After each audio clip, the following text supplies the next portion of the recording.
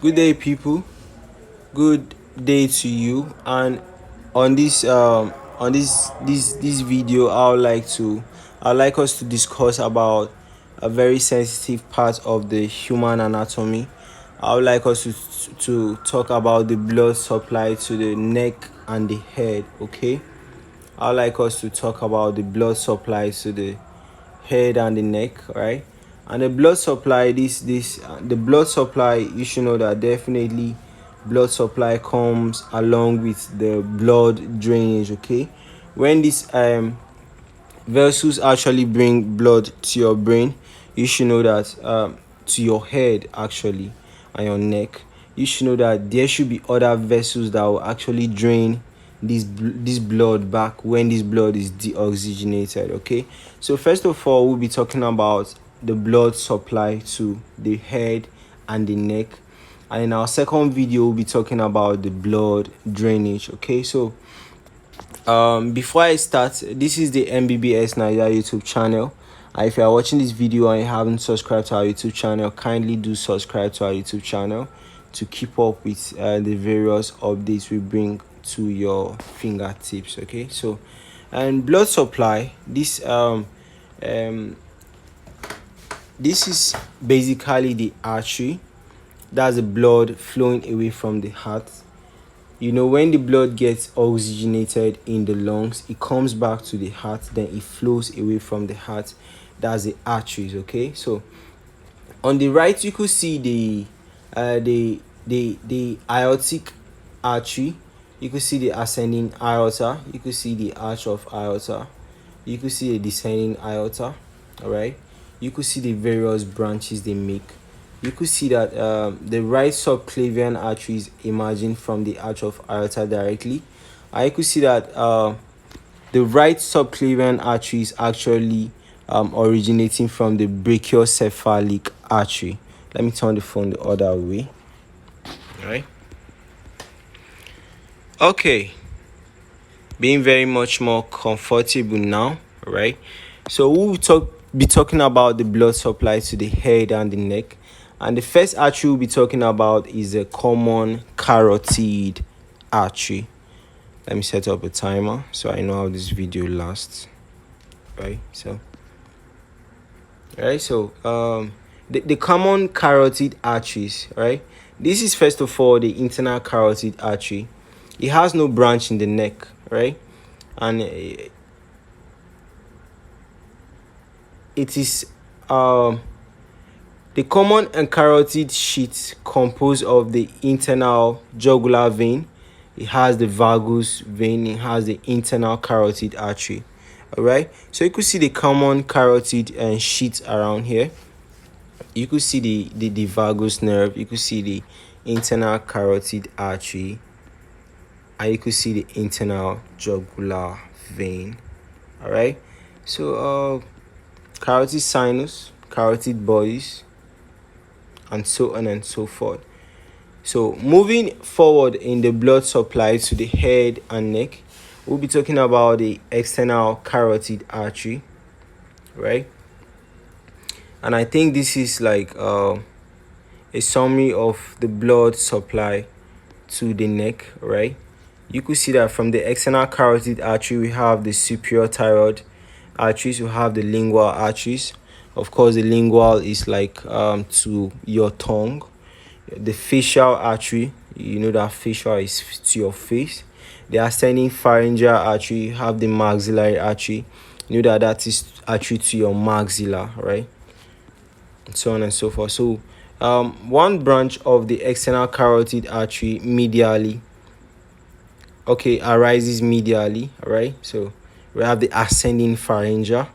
Two branches arises posteriorly. We have the occipital and the posterior auricular.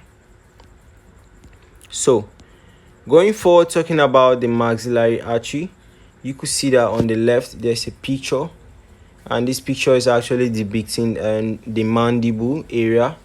All right, if you study it carefully, it's also showing around the auricular side. It's showing the masseteric artery, that's artery to the masseter muscle used in mastication. Right, so first branch of the maxillary artery is the mandibular part. All right, you could just study this picture. Study this picture before we move on. Okay, this is another picture for you to study. I think these are the various branches. The maxillary artery divided into the deep auricular, anterior tympanic, middle meningeal, accessory meningeal, and so on. That's the first part of the maxillary artery. Now the second part is divided into 5 branches. The third part is dividing into how many branches? 6 branches. Okay, just pause this video, try to look at all the various branches that are indicated in this picture. You see the pterygopalatine foramen.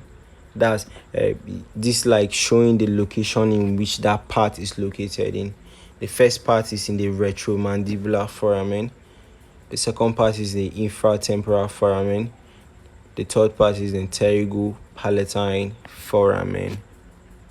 I should take note of the various number of branches that they produce. Okay.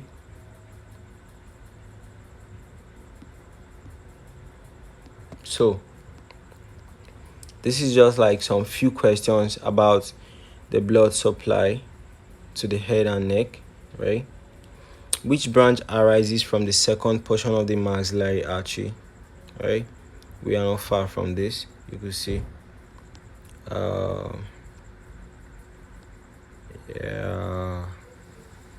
middle meningeal, right? Which branch arises from the second portion of the maxillary artery? Okay, buccal artery, right? Okay, I think buccal artery is same thing as the buccinator. Okay, then I think this is like a mnemonics in grabbing the various branches that supply the head and neck. We have the deep auricular artery, anterior tympanic artery, middle meningeal artery, inferior alveolar artery, accessory meningeal artery, masseteric artery, pterygoid artery, deep temporal artery, buccinator artery, sphenopalatine artery, descending palatine artery, infraorbital artery, posterior superior alveolar artery, middle superior alveolar artery, pharyngeal artery, anterior superior alveolar artery, artery of the pterygoid canal. Okay, like just a memory aid in grabbing the arteries that supply the head and neck. Okay, damn, I am peace drunk but stupid drunk. I prefer most phones alcohol. This is not actually arranged to me, right? You could actually just pick out these words and actually get to raise up a memory aid that sticks more to you. So a maxillary artery gives rise to all of the following except submental. Submental is a branch of the facial artery. Okay, I hope we are following up and making sense from this. Maxillary artery gives rise to infraorbital, anterior tympanic, inferior alveolar, middle meningeal, but doesn't give rise to the submental because the submental is a branch of the facial artery. Okay, so going to talk about the facial artery. And the facial artery has the facial part and the cervical part. And the cervical part, you have the ascending palatine artery, the tonsillar branch, the submental artery, the glandular branches. And the facial part has the inferior label. Label is like, okay, under your mouth. Label is your mouth. Superior label, lateral nasal branch, angular artery. You could see the submental artery, glandular branch, see the lingual artery, see the common carotid artery, ascending pharyngeal artery, external carotid artery, internal carotid artery, ascending palatine artery, inferior label, superior label. See the lateral nasal artery, you see the angular artery. Right? I think these are branches of the facial artery. Right? Subdivided into the cervical part and the facial part. I think the facial part has to do with around your mouth and your nose, while the cervical part is the one that is. I think the cervical part is the one that is in your neck, right? So this is just like a practical note, a steeplechase where a live human being has been dissected and you are asked to identify some nerves. Okay, all right. So this is like that table actually went through, where they were showing branches of the external carotid artery, and now the table is empty. This is for you to feel it, to see whether you actually understood or you actually remember the branches of the external carotid artery.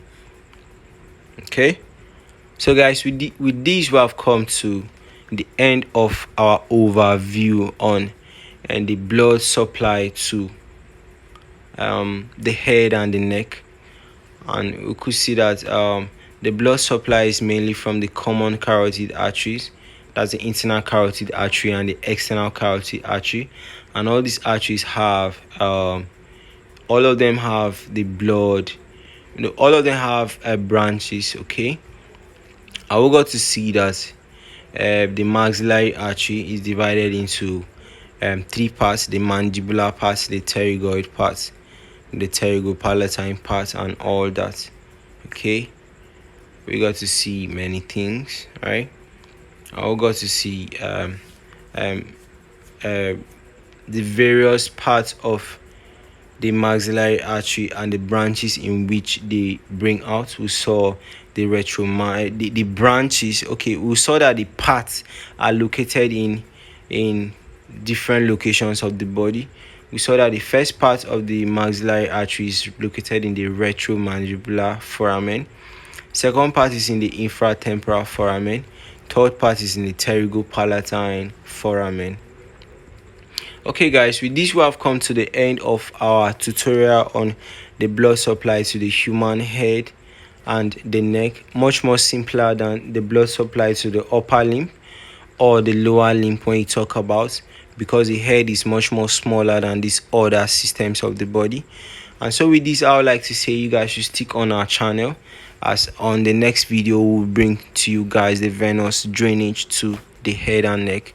I don't like really mixing up the blood supply and the venous drainage, because most of these things, most of the times, you guys will get too bored about it because it is not actually separated.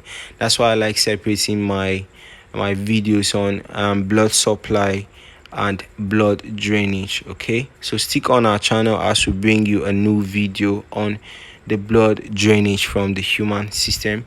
This is the MBBS Niger, and if you are watching this video and you haven't subscribed to our channel, kindly do subscribe to our channel, and see you guys in the next video.